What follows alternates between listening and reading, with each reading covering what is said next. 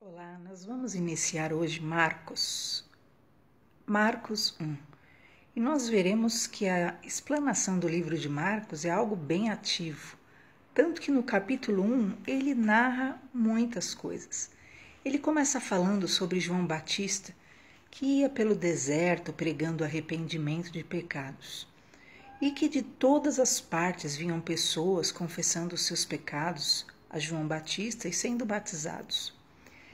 E então, diz que Jesus vai até João Batista, mesmo sem pecado, que nós o sabemos, e ali também é batizado. No momento em que Jesus é batizado, os céus se abrem, desce como em formato de pomba o Espírito Santo, e ouve-se a própria voz do Deus Pai dizendo: "Esse é meu filho amado, em quem me comprazo".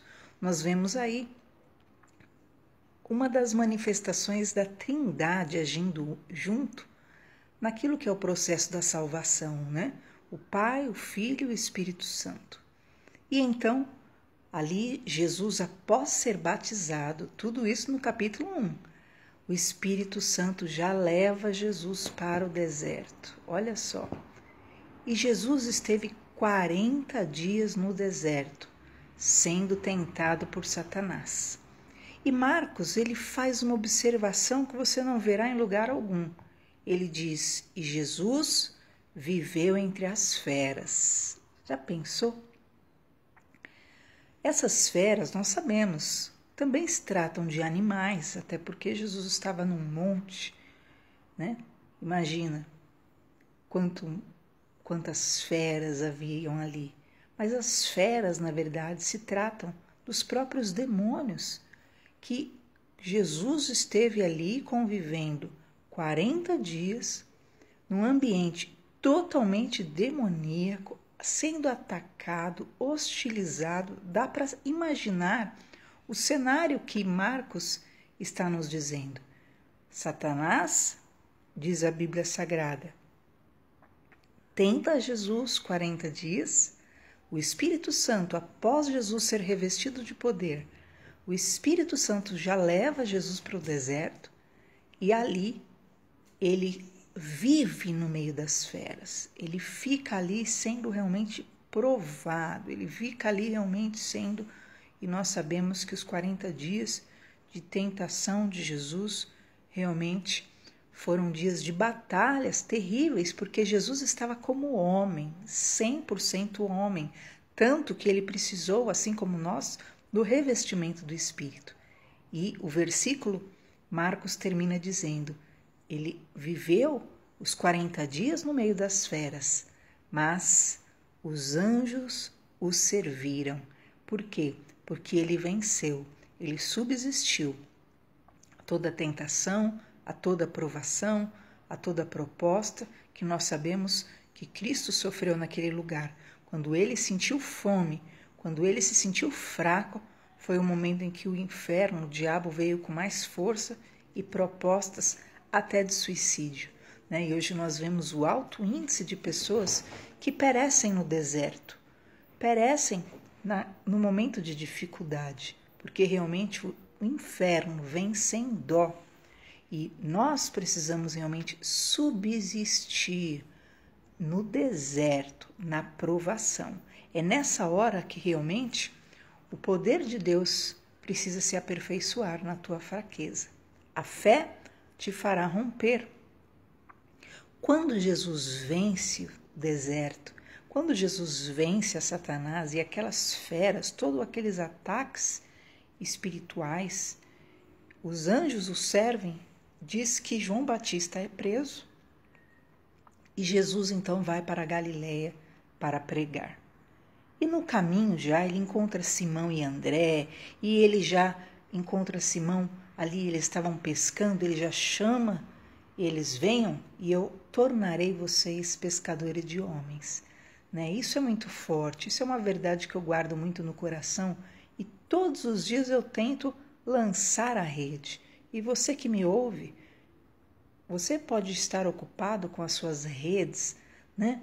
Lançando a sua rede ao mar, lutando pela vida, mas Jesus te convida a você ser um pescador de homens, é você lançar todo dia a rede, Hoje nós temos a internet, que é um veículo poderosíssimo, né? Que você pode usar para entrar em países, para pregar o evangelho para todas as línguas. Você tem acesso hoje e Deus, ele quer te usar. Seja essa ferramenta, seja um pescador de homens, né? Lança, qual é o papel do semeador? Né? O semeador saiu a semear, lança a semente. Qual é o papel do pescador? Lança a rede, né? E a rede vai abraçar todos aqueles a quem o Senhor quer salvar. Da mesma forma, Jesus continua prosseguindo, então ele encontra com Tiago e João. E eles dois estavam já mais enrolados, eles estavam, diz a Bíblia, consertando redes. E isso é muito sério, né? Há pessoas que estão ali, imagina só consertar a rede, é tanto embaraço, e às vezes sua vida esteja assim. Está tudo embaraçado e não consegue desfazer nós da sua vida, mas Jesus também chamou aqueles que estavam todo embaraçado e falam, venham, né? Chamou-os e eles aceitaram seguir a Jesus. Então larga os seus embaraços, larga essas redes, né, que te prendem, que te aprisionam, se torne um pescador de homens, se torne hoje, com essa palavra, alguém desprendido das coisas desse mundo e que segue ao nosso Senhor. Jesus ali caminhando já estava acompanhado, perceba, Jesus acabara de ser batizado no Espírito Santo. Ele recebera o poder do Espírito Santo na hora do batismo nas águas, né?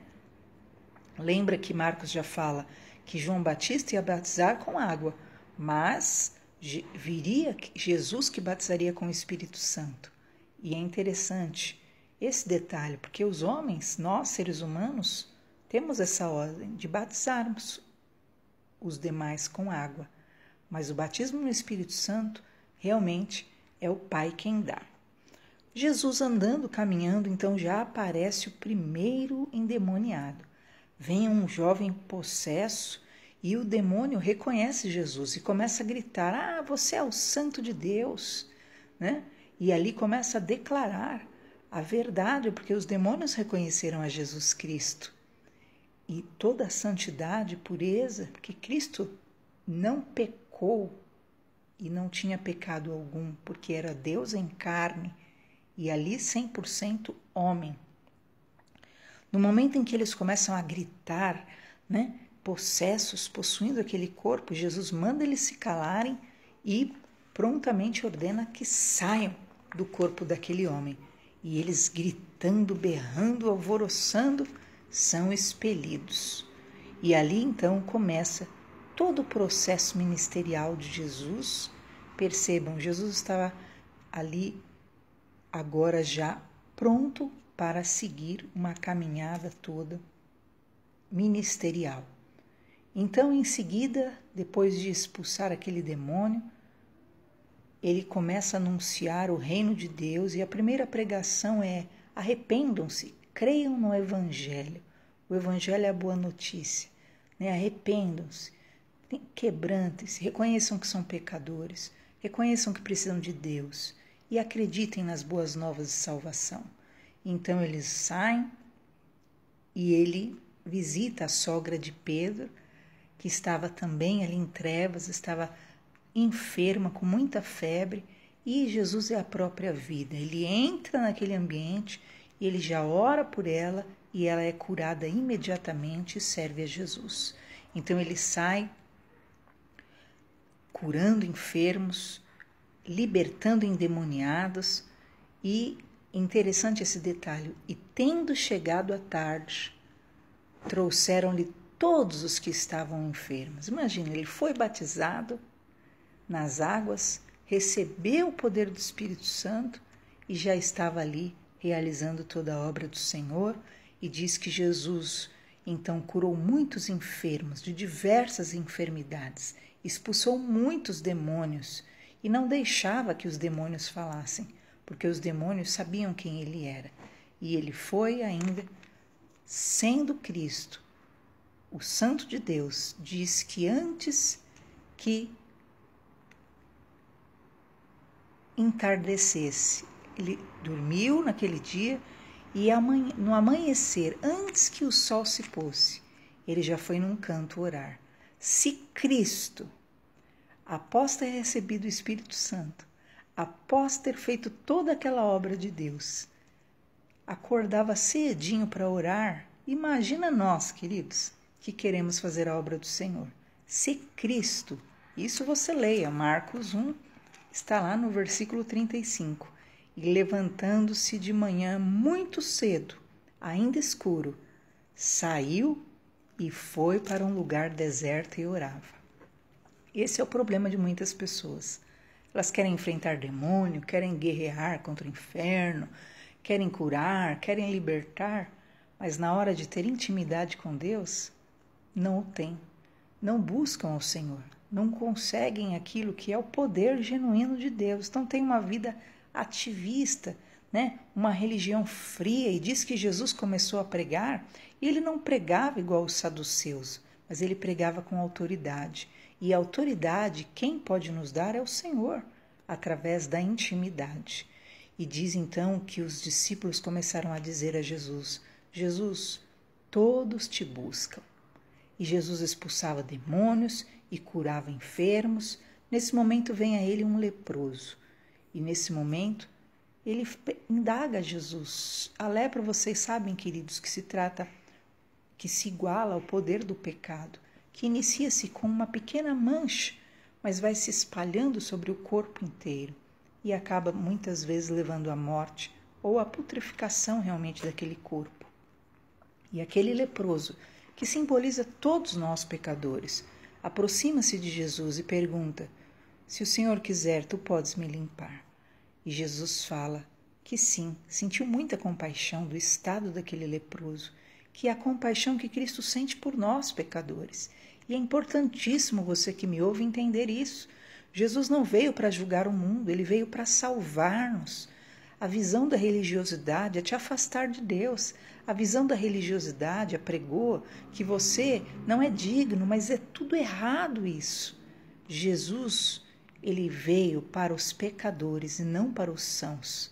E aquele leproso em estado realmente de putrefação, o corpo, né? Imagina só o estado.